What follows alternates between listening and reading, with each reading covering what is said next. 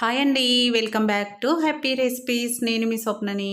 ఈరోజు వీడియోలో కమ్మని మసాలా గుత్తి వంకాయ చూపిస్తున్నానండి. అది కూడా ఎక్కువ ఆయిల్ లేకుండా, ఎక్కువ మసాలాలు లేకుండా సింపుల్‌గా ఎలా చేసుకోవాలో చూపిస్తున్నాను.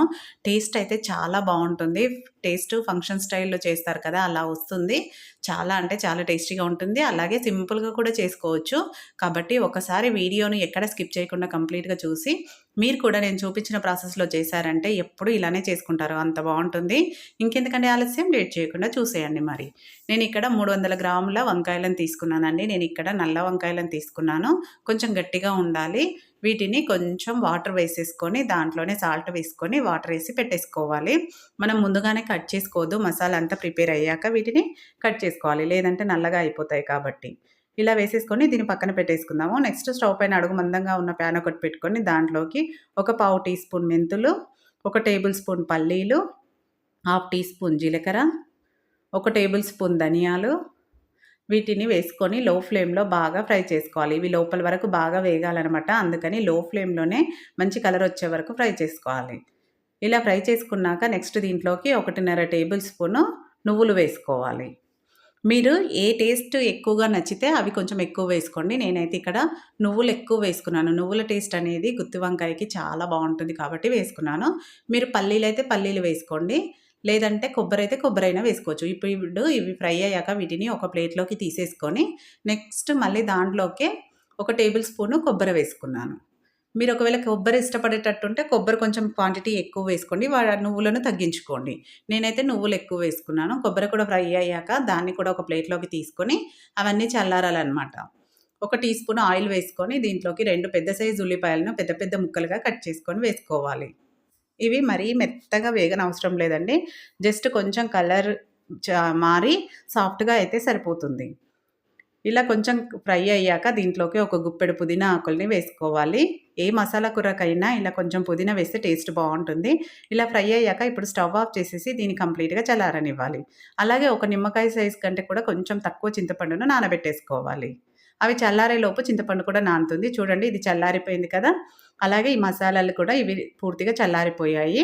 మనం ఇక్కడ స్పైసెస్ అస్సలు వాడట్లేదండి. ఓన్లీ నువ్వులు, పల్లీలు, కొబ్బరి మాత్రమే వాడుతున్నాం.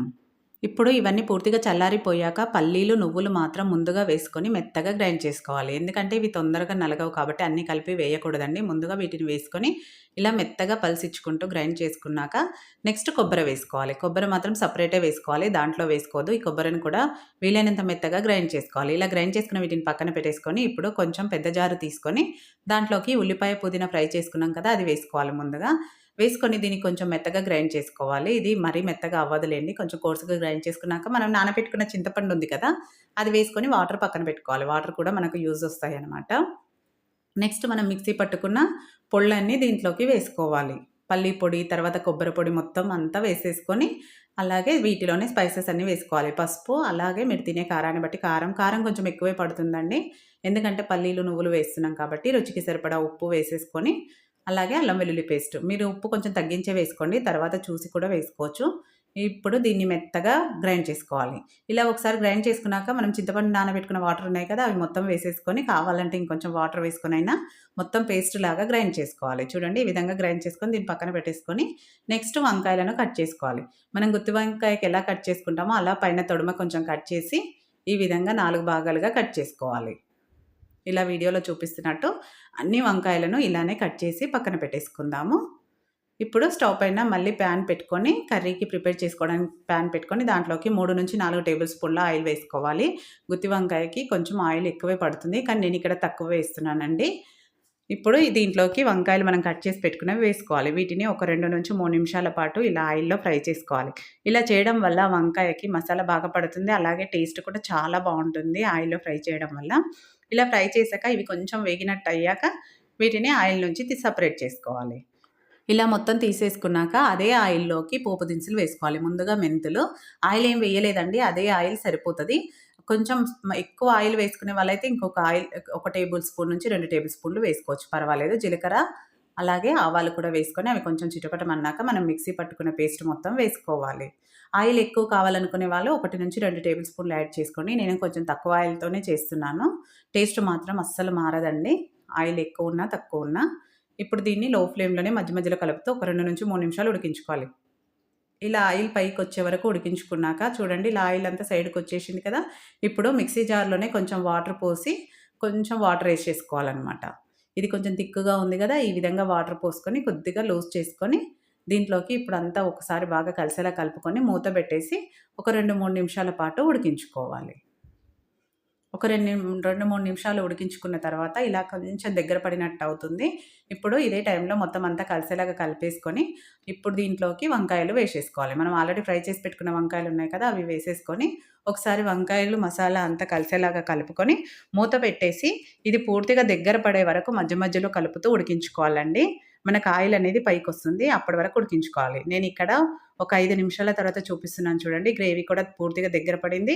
అలాగే మనకు ఆయిల్ అనేది పైకొచ్చింది. అంటే మనకు ఆల్మోస్ట్ కర్రీ రెడీ అయిపోయినట్టే. ఫైనల్‌గా కొంచెం కసూరి మేతి, అలాగే దీంట్లోకే కొంచెం కొత్తిమీర కూడా కట్ చేసుకొని వేసుకోవాలి. ఫ్రెష్ కొత్తిమీర వేసుకోండి. చాలా బావుంటుంది టేస్ట్. అంతేనండి. ఇంకేమీ వేయనవసరం లేదు. మనం ఇక్కడ మసాలా దినుసులు అస్సలు వాడలేదండి. ఓన్లీ పల్లీలు, నువ్వులు, కొబ్బరి, ధనియాలు, జీలకర్ర మాత్రమే వాడాము. ఎంత టేస్టీ అయిన గుత్తి వంకాయ రెడీ అయిపోయింది చూడండి. చూస్తుంటేనే నోట్లో నీళ్లు ఊరిపోతున్నాయి కదా! ఇప్పుడు వేడి వేడి అన్నంతో తిన్నారంటే ఫంక్షన్‌లో తిన్నట్టే ఉంటుంది. ఒక నిమిషం ఉడికించేసుకొని స్టవ్ ఆఫ్ చేసేసుకొని వేడి వేడిగా సర్వ్ చేసుకోవడమే. ఇంకేంది రెడీ అయిపోయింది కదా! ఇప్పుడు చూస్తుంటేనే తెలిసిపోతుంది. గ్రేవీ కూడా ఎంత థిక్‌గా వచ్చింది కదా! ఇప్పుడు స్టవ్ ఆఫ్ చేద్దాము. స్టవ్ ఆఫ్ చేసి వేడి వేడి అన్నంలో వేసేసుకొని తినేసేయడమే. ఒకసారి ఇలా ట్రై చేయండి తప్పకుండా. ట్రై చేస్తే మీకు కూడా నచ్చుతుంది. అలాగే మీకెలా కుదిరిందనేది కూడా ఫీడ్‌బ్యాక్ పెట్టండి. నచ్చిందా వీడియో? నచ్చితే లైక్ చేయండి. మీ ఫ్రెండ్స్, రిలేటివ్స్‌తో షేర్ చేసుకోండి. మరిన్ని ఇట్లాంటి టేస్టీ యమ్మీ రెసిపీస్ కోసం మన హ్యాపీ రెసిపీస్ ఛానల్ వెంటనే సబ్స్క్రైబ్ చేసుకొని ఫాలో అవ్వండి. వీడియో నచ్చితే మాత్రం లైక్ చేయడం అస్సలు మర్చిపోవద్దు. చాలామంది హైప్ ఇవ్వట్లేదండి. ప్లీజ్ దయచేసి హైప్ ఇయ్యండి. కొత్తగా చూస్తున్న వాళ్ళు సబ్స్క్రైబ్ చేసుకోండి. Thank you for watching.